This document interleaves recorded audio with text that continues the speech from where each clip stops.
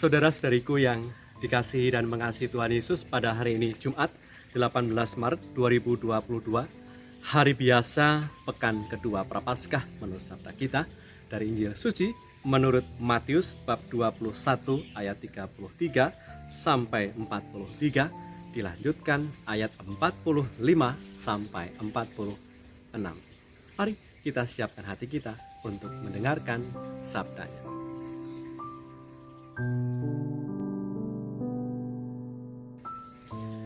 Sekali peristiwa, Yesus menyampaikan perumpamaan lain.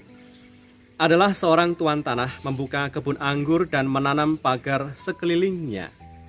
Ia menggali lubang tempat memeras anggur dan mendirikan menara jaga di dalam kebun itu. Kemudian ia menyewakan kebun itu kepada penggarap-penggarap lalu berangkat ke negeri lain. Ketika hampir tiba musim petik, ia menyuruh hamba-hambanya kepada penggarap-penggarap itu untuk menerima hasil yang menjadi bagiannya. Tetapi penggarap-penggarap itu menangkap hamba-hambanya itu.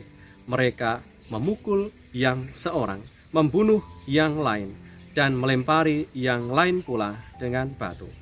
Kemudian Tuhan itu menyuruh pula hamba-hamba lain lebih banyak daripada yang semula. Tetapi mereka pun diperlakukan sama seperti kawan-kawan mereka. Akhirnya ia menyuruh anaknya kepada mereka, katanya, "Anakku akan mereka segani." Tetapi ketika penggarap-penggarap itu melihat anaknya itu, mereka berkata seorang kepada yang lain, "Ia adalah ahli waris, mari kita bunuh dia, supaya warisannya menjadi milik kita." Mereka menangkapnya dan melemparkannya keluar kebun anggur itu lalu membunuhnya. Maka apabila tuan kebun anggur itu datang, apakah yang akan dilakukannya dengan penggarap-penggarap itu?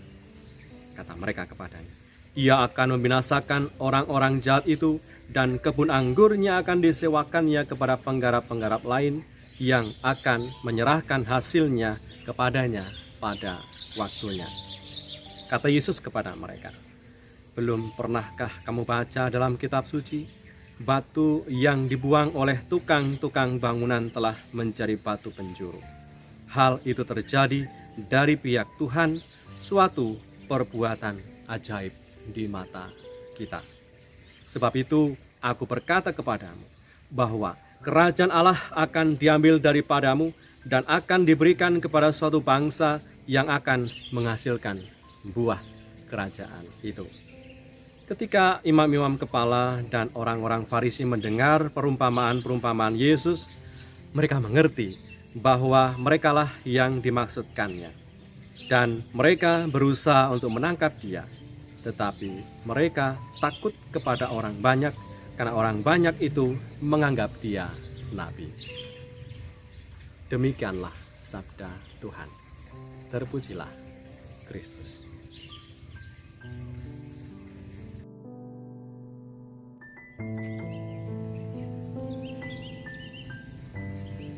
Saudara-saudariku yang terberkati, Allah kita tidak pernah menyerah dalam mengasihi kita.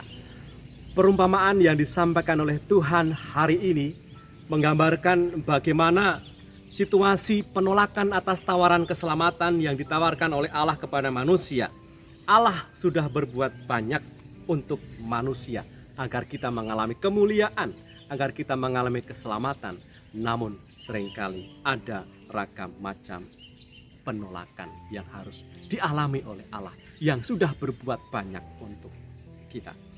Sikap kebaikan Allah nyata dalam segala upaya tadi yang kita dengar dalam perumpamaan, di mana Allah itu seperti tuan tanah yang telah membuka kebun anggur, menanam pagar sekelilingnya, ia menggali lubang tempat memeras anggur dan mendirikan menara jaga di dalam kebun itu. Ketika semuanya sudah siap tersedia, lahan tersedia, sudah ditanami batang anggur, kemudian membuat pengaman di kebun anggur itu dengan cara menanam pagar sekelilingnya, ia menggali lubang tempat memeras anggur, lalu mendirikan menara jaga, lalu ia menyewakan begitu saja kebunnya yang sudah siap tersedia, tinggal nunggu panen kepada penggarap-penggarap, lalu berangkat ke negeri yang lain. Saudara-saudariku yang berberkati, Allah sudah menanamkan kasih dan kebaikannya bahwa kita manusia ini sudah diciptakan seturut gambar dan rupa Allah. Dalam tiap hati kita tertanam kemampuan untuk mengasihinya dan sesama kita yang juga sama-sama dikasihi oleh Allah dan juga diciptakan oleh Allah.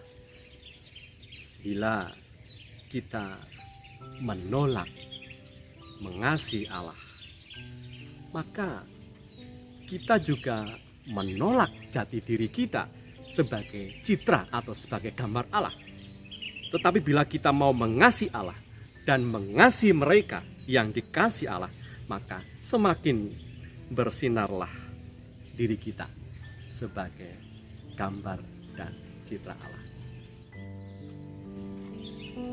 Marilah berdoa. Dalam nama Bapa dan Putra dan Roh Kudus. Amin. Tuhan Yesus, kami bersyukur atas kasih-Mu yang tiada batas untuk kami umat-Mu.